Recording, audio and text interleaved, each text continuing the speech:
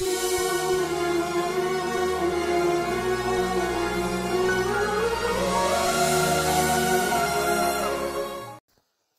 పరిశుద్ధ నామంలో మీ అందరికీ మా హృదయపూర్వక వందనాలు.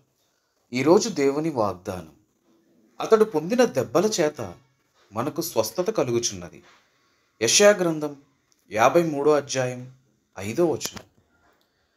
ప్రియమైన సహోదరి సహోదరులారా, కొంతమంది అన్ని తప్పులు చేసినా సరే వాటిని కప్పిపుచ్చుకోవడానికి తప్పు చేయని వారుగా నటించి నిజంగా తప్పు చేస్తే ఏ విధంగా బాధపడతారో ఆ విధంగా నటిస్తూ ఉంటారు.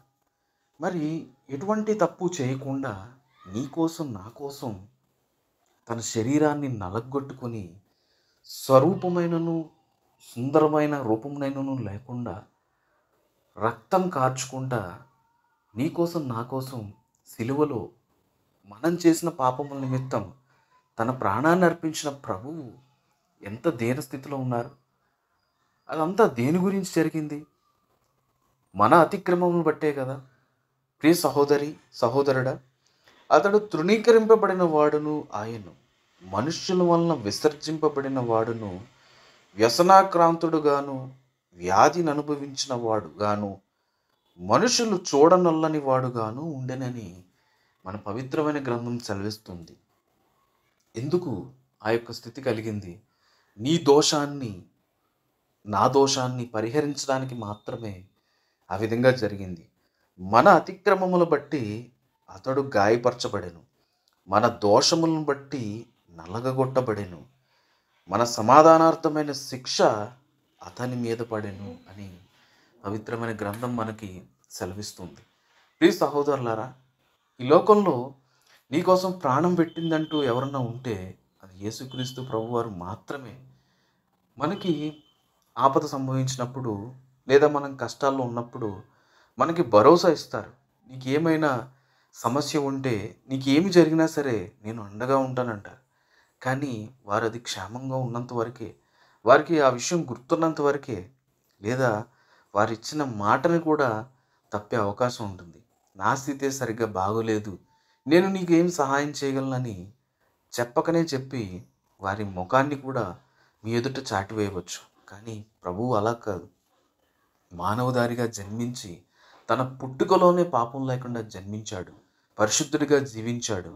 నీకోసం నా కోసం మనం చేసిన అతిక్రమముల నిమిత్తం తన యొక్క పరిశుద్ధ రక్తాన్ని చిందించి మనకి నిబంధనను ఏర్పాటు చేసి ఆయన మరణాన్ని జయించి వెళ్ళాడు. అటువంటి ప్రభువు మనకి ఉపదేశించినటువంటి మాటల్ని మనం పాటిస్తున్నామా? ఆయన యొక్క మాదిరిని మనం అవలంబిస్తూ ఉన్నామా? ఒక్కసారి జ్ఞాపకం చేసుకునండి. ప్రియ సహోదరి సహోదరులారా, ఈ అంత్యకాల దినములలో మనం ఉన్నాం. సమయాన్ని పోగొట్టుకోకుండా సద్వినియోగం చేసుకుంటూ ఆయన రాకడ కొరకు కనిపెట్టుకునేవారుగా మనం ఉండాలి.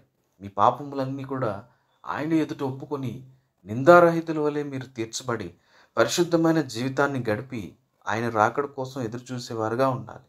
సాధ్యమైనంత వరకు కూడా ఆత్మల భారం కలిగి ఉండి నశించిపోతున్న అనేక మందిని మీరు రక్షించగలగాలి. అప్పుడు దేవుడు మీ పట్ల సంతోషించేవాడిగా ఉంటాడు. అంతేగాని ప్రతిరోజు కూడా పాపంలో కూరుకుపోతూ, పాపంలో పడిపోతూ, అసూయ, ద్వేషము, కోపము, క్రోధం చేత నీ మనసును చెరిపివేసుకుని నీ హృదయం నిండా ద్వేషాన్ని నింపుకుంటే నీకు ఎటువంటి ప్రయోజనం ఉండదు. ప్రభువు వారు ప్రతి ఒక్కరిని ప్రేమించారు. కాబట్టి అటువంటి ప్రేమించే హృదయాన్ని నీవు కూడా అలవర్చుకోవాలి. పేదల పట్ల కనికరాన్ని చూపించాలి. నీ ఎదుట ఎవరైనా బేదలు కనిపిస్తే నీవు శక్తి కొలది సహాయం చేయగలిగిన స్థితిలో నువ్వు ఉంటే ఖచ్చితంగా వారికి సహాయం చేయగలగాలి. దేవుని ప్రేమ వారి ఎదుట క్రియల్లో నువ్వు చూపించగలగాలి. అప్పుడే దేవుడు నిన్ను బట్టి ఆనందిస్తాడు.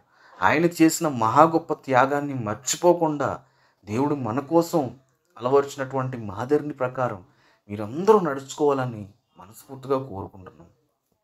ప్రార్థన చేసుకుందాం. అందరూ కూడా ప్రార్థనలో ఏకీభవించండి.